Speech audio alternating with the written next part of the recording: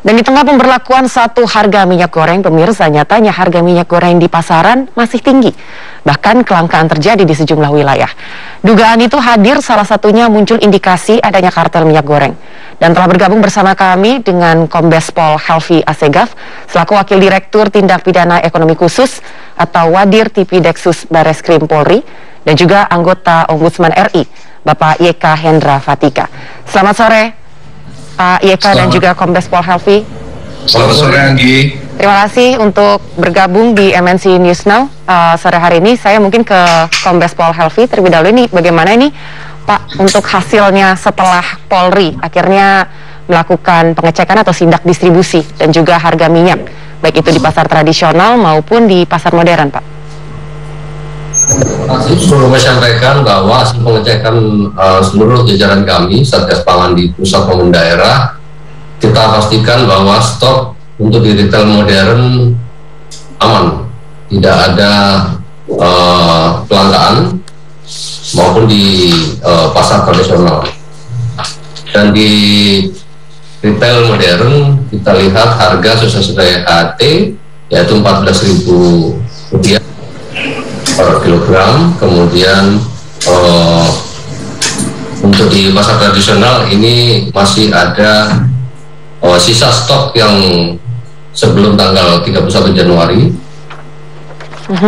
Masih harga kadang-kadang masih ada yang di atas HET.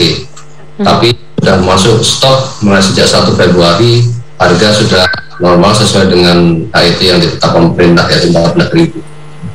Ya, berarti situasinya bisa dikatakan bahwa harga stok lama masih tetap dijual dengan harga yang tinggi begitu ya, Pak Helvi? Yang stok lama ya, yang stok lama di pasar tradisional ya. Untuk yang modern sudah sesuai HET, tidak ada masalah.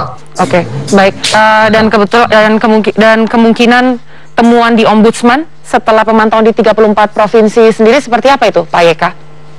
Baik, Anggi. Jadi kalau terkait dengan kelangkaan dan ketersediaan serta harga minyak goreng, kami hari Senin dan hari Selasa melakukan pengambilan data di 34 perwakilan kami seluruh Indonesia, dan itu kami menemukan 3 hal. Yang pertama adanya penimbunan, yang kedua juga adanya penyusupan ya. Jadi penyusupan itu yang semestinya minyak goreng itu dijual di pasar retail modern, tetapi itu kosong dan itu dijual ke toko-toko retail masyarakat terdekat. Yang ketiga yang jelas panic buying.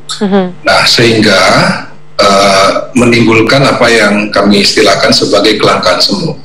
Apa yang disebut dengan kelangkaan semu itu, minyak goreng sebetulnya tersedia, tetapi yang langka itu adalah, yang tidak ada itu, yang dicari-cari masyarakat adalah minyak goreng dengan harga HET yang disesuaikan oleh, yang telah diatur oleh pemerintah. Nah, ini yang terjadi. Sementara ini berdasarkan informasi dan data yang masuk, harga minyak goreng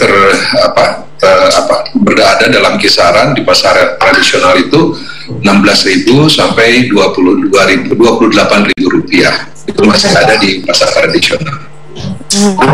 Dan untuk ada laporan terbaru mungkin Pak YK dari tim Satgas Pangan terkait dengan harga yang masih tinggi di pasar tradisional dan juga kemungkinan masih ada stok, maksudnya terkait dengan kelangkaan stok minyak goreng sendiri di pasar tradisional mungkin Pak YK? Ya, selama ini kalau dari informasi Satgas Pangan, saya baru melakukan koordinasi, jadi belum ada saling bagi informasi, jadi informasinya belum saya peroleh. Akan tetapi, Anggi, yang perlu diperhitungkan adalah begini. Pemerintah ini kan dari sejak Januari itu mengeluarkan 3 kebijakan terkait dengan stabilisasi harga minyak goreng ini. Permendak nomor 1, Permendak nomor 3, Permendak nomor 6, dan ini jarak antara satu Permendak 1, kedua, ketiga, dan ke-6 itu cuma selisih 1 minggu. Dari mulai penyediaan dengan kemasan sederhana Rp14.000, tapi ternyata ini tidak dianulir lagi menjadi kebijakan satu harga, dan itu juga dianulir lagi menjadi kebijakan penerapan HET. Nah, yang perlu kita ketahui, pelaku usaha ini kan pasti bagaimanapun juga melihat konsistensi dan kepastian hukum dari pemerintah. Nah, jangan lupa kebijakan HET ini dia kan menekannya ke produsen CPO. Nah, ketika ini terjadi, minyak goreng itu kan di produsen minyak goreng sudah ada stok, di distributor juga sudah ada stok, di agen juga sudah ada stok, di retail sudah ada stok. Jadi ini ada delay pasti. Nah, terhadap yang stok sudah ada, saya nanti tentunya juga akan menyarankan kepada Satgas Pangan, ini harus segera dihabiskan, sehingga nanti berlakulah harga yang disesuaikan oleh pemerintah. Terkait untuk menghabiskan stok lama, tadi memang sudah sempat disampaikan oleh Kombes Pol Helvi, karena memang masih ada beberapa stok lama yang dijual dengan harga tinggi. Nah, untuk Pak Helvi sendiri, apakah ada sosialisasi yang diberitahukan kepada masyarakat atau mungkin terkait dengan komplain yang sekiranya ditemukan begitu di lapangan?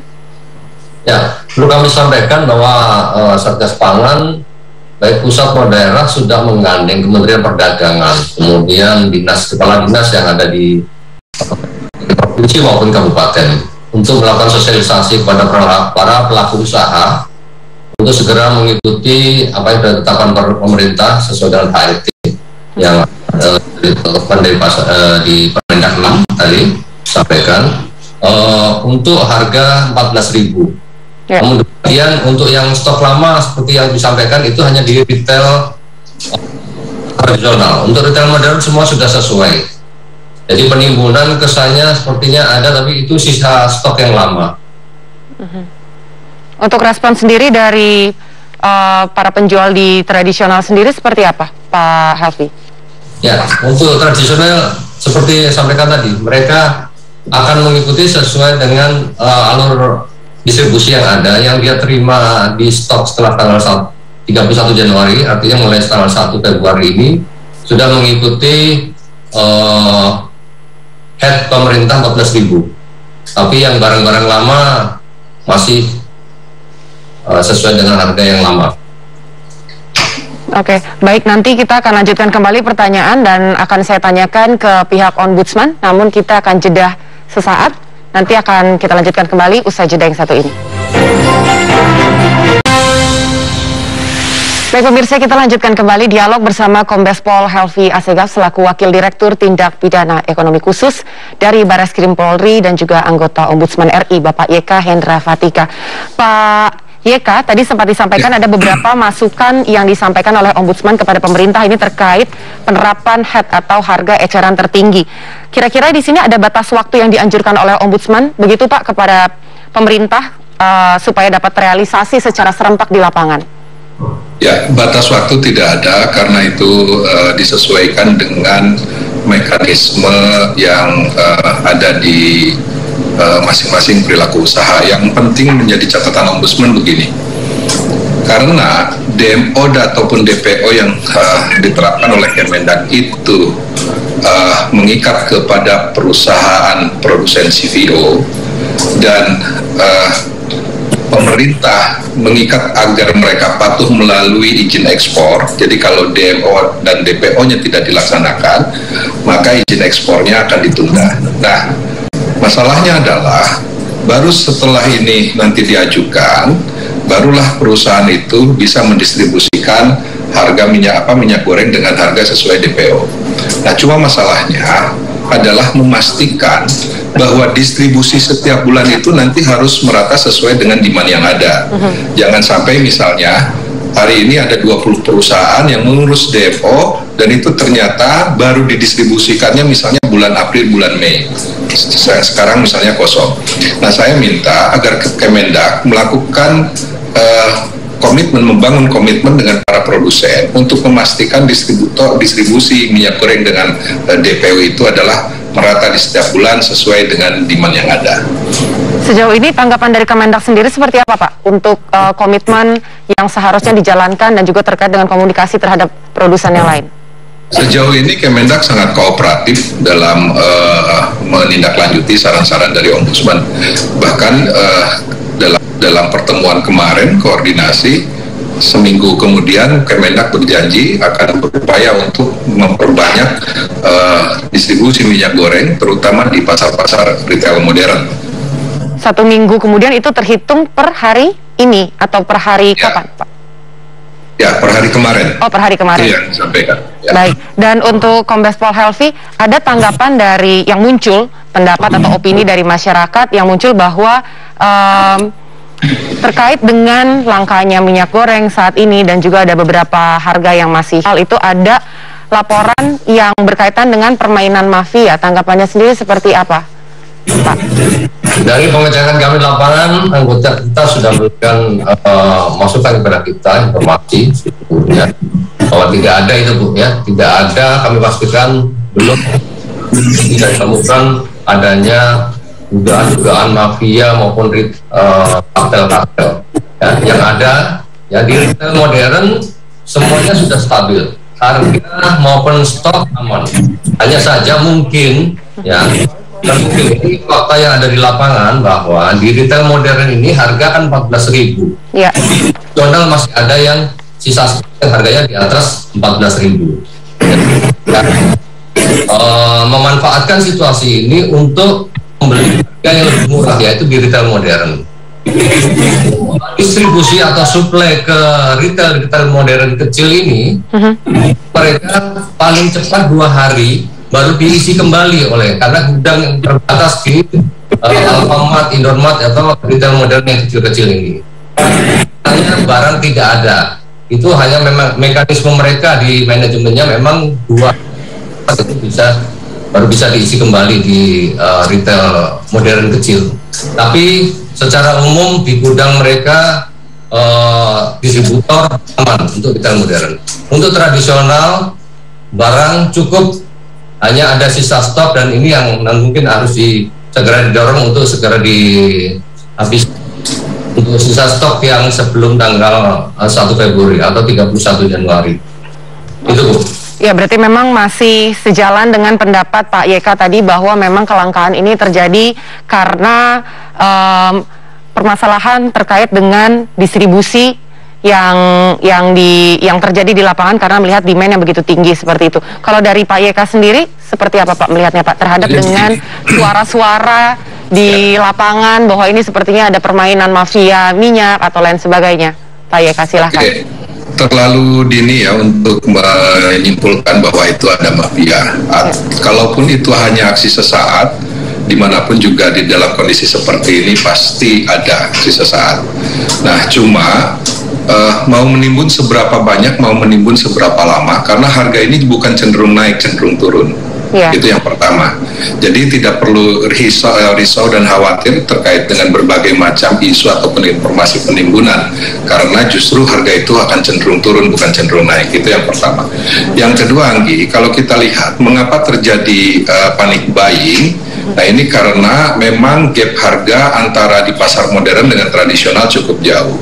Nah, jangan lupa distribusi minyak goreng di pasar-pasar modern itu tentunya mengikuti kaidah supply chain, supply chain, bahwa misalnya satu minimarket itu katakanlah maksimal akan dikirim barang sekian.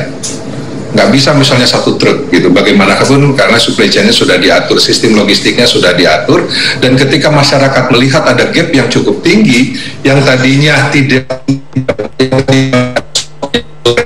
dan baru beli seminggu kemudian misalnya, akhirnya beli hari itu dan belinya banyak. Nah, ini yang membuat di pasar modern itu minyak habis, yang disebut dengan langka. Tapi saya katakan ini yang disebut dengan kelangkaan yang semu. Oleh karena itu Ombudsman menghimbau kepada masyarakat tidak perlu ada panic buying seperti ini, karena pemerintah akan mengawal terus harga sampai kepada HET yang telah ditetapkan. Ya, karena dengan habisnya stok minyak goreng di pasar modern, namun ketika dicari ke pasar tradisional dengan harga yang masih menggunakan harga lama, mungkin ini juga menimbulkan kepanikan di kalangan masyarakat sendiri, begitu ya Pak YK? Betul. Bagaimanapun selisih harga yang tinggi cukup menggoda masyarakat untuk mau mengantri. Betul. Apalagi untuk ibu-ibu Pak YK. Melebihi kebutuhan jadi belanjanya. Betul. Apalagi untuk ibu-ibu Pak YK. Rasanya harga 2.000, 5.000 saja ini sebenarnya sudah menjadi suatu masalah yang besar. Dan kemudian Pak YK, ada wacana dari pihak Ombudsman ini terkait kemungkinan dibukanya kesempatan bagi BUMN untuk menangani 10 hingga 15% kebutuhan pasar terhadap minyak goreng. Ini responnya sendiri seperti apa dari pihak BUMN atau dari pemerintah, Pak YK, terhadap masukan ini? Saya tentunya itu hanya opsi yang ditawarkan kepada Ombudsman, karena begini Anggi, latar belakangnya. Peristiwa seperti ini harusnya menjadi lesson learned betapa pentingnya negara turut andil memiliki kemampuan untuk mengintervensi. Ya. Nah, intervensi yang selama yang di kasus minyak goreng ini adalah intervensi paling minimal atau paling yang memungkinkan dimiliki oleh negara. Karena kalau intervensinya dalam bentuk subsidi, juga negara tidak memiliki cukup fiskal untuk melaksanakannya. Nah, usulan terhadap BUMN ini sebetulnya dilatar belakangi agar ketika misalnya minyak goreng nanti mengalami kelangkaan, pemerintah sudah memiliki opsi stok yang ada dan itu bisa didistribusikan. Tentunya ini harus diuji juga, karena mekanisme itu tentunya akan memerlukan anggaran. Betul. Dan yang sekarang yang terakhir ini pemerintah tidak menggunakan anggaran khusus, dan pemerintah hanya punya kartu saktinya, yaitu izin ekspor. Jadi kalau tidak terpenuhi, izin ekspornya tidak akan dikeluarkan. Nah, cuma masalahnya itu tadi, bagaimana berikutnya itu untuk memastikan agar setiap bulan ini pasokan itu lancar, gitu kan? Nah, oleh karena itu, Ombudsman akan mendorong dan akan membentuk tim untuk memantau, dan sekaligus nanti kami akan sampaikan kepada Kementerian Perdagangan dan juga Satgas Pangan terkait dengan temuan-temuan Ombudsman agar itu nanti mempercepat proses harga ini sesuai dengan ketetapan pemerintah. Bagaimanapun juga kalau tidak diawasi, pelaku usaha itu seringkali memasuki area abu-abu. Betul. Gitu ya. Nah, justru pengawasan inilah yang harus banyak. Kami memang tidak mengawasi aspek pidananya, aspek penimbunannya dan lain, karena itu adalah kewenangannya kepolisian. Tetapi yang kami awasi bagaimana agar distribusinya lancar sehingga masyarakat dapat terlayani dengan baik dengan tersedianya minyak goreng sesuai dengan HRT. Ya, kalau tadi memang Pak YK juga sudah sempat menyampaikan bahwa tidak ada target atau batas waktu yang dianjurkan ke pihak pemerintah, tapi kalau dari Ombudsman sendiri punya target tersendiri nggak Pak YK? Karena sepertinya persoalan mengenai kelangkaan stok dan juga harga yang masih belum stabil ini bukan cuma 1 atau 2 hari begitu Pak YK ya? Ya, Anggi, karena ini adalah kebijakan yang diambil baru oleh pemerintah, jadi Ombudsman pun harus hati-hati. Tapi yang paling penting, kita akan memasuki Ramadan dan Idul Fitri. Betul. Nah, oleh karena itu, hal yang ingin kami dorong adalah memastikan bahwa antara Kementerian Perdagangan, karena yang bisa mengatur ini adalah Kementerian Perdagangan yang bisa mengikat kepatuhan dari pelaku usaha, agar terjadi komitmen dengan pelaku usaha ini terkait dengan distribusi minyak goreng, jangan sampai timbul kelangkaan seperti ini. Jangan lupa, di balik kelangkaan-kelangkaan itu sendiri sebetulnya merugikan produsen juga nanti belakangnya. Oleh karena itu, produsen harus mulai peka juga dengan isu seperti ini. Karena kalau Bareskrim masuk, Satgas Pangan masuk, yang repot pelaku usaha. Jadi, Ombudsman saat ini menghimbau agar pelaku usaha segera membenahi rantai distribusinya untuk memasok dulu supermarket, pasar-pasar modern dulu diutamakan. Kalaupun itu terjadi, misalnya sekarang panik buying, kita sosialisasikan agar itu tidak perlu panik buying, tapi di satu sisi supply terus diamankan, gitu. Untuk Pak Helvi sendiri, mungkin ada masukan atau mungkin ada himbauan yang diberikan kepada para pelaku usaha ketika tim melakukan kunjungan atau melakukan sidak ke lapangan? Ya. Terima kasih. Untuk Satgas Pangan bersama-sama dengan Dinas Perdagangan yang ada di kabupaten maupun provinsi, ini terus bersama jajaran mensosialisasikan kepada para pelaku usaha untuk ikuti kebijakan pemerintah, dan kita terus mengawal distribusi, ketersediaan distribusi maupun harga ini harus terjamin stabilitasnya, tidak boleh ada yang berhenti, sehingga kebutuhan-kebutuhan yang sudah minus, mungkin ada kosongan, segera diisi oleh para distributor. Dan ini pelaku usaha sudah sebagian besar memahami hal tersebut, dan kita tetap terus akan memantau. Satgas kami berjalan setiap hari dan melaporkan perkembangannya kepada jajaran mulai tingkat daerah maupun tingkat pusat. Ya, Pak Helvi sendiri sejauh ini apakah ada komplain begitu atau mungkin ada tanggapan dari para pelaku usaha yang sekiranya sampai ke Pak Helvi sendiri? Sampai hari ini belum ada komplain yang masuk ke kita. Hanya mereka menghimbau supaya pemerintah segera merealisasikan untuk revaksi maupun DPO maupun DMO untuk inventarisasi kembali lebih cepat untuk distribusi untuk ketersediaan mereka yang ada di pelaku usaha, kemudian untuk segera dibantu implementasinya untuk revaksi tersebut. Terima kasih. Baik, semoga rantai distribusi stok minyak goreng di retail, baik itu di modern maupun di tradisional, bisa segera teratasi dengan maksimal. Dan juga seperti yang tadi sudah disampaikan juga oleh Pak YK, supaya kita juga sama-sama memantau bagaimana nantinya harga dan juga stok minyak goreng yang ada di lapangan. Terima kasih sekali untuk waktunya Kombes Pol Helvi Assegaf selaku Wakil Direktur Tindak Pidana Ekonomi Khusus Barreskrim Polri dan anggota Ombudsman RI Bapak YK Hendra Fatika. Selamat sore, salam sehat.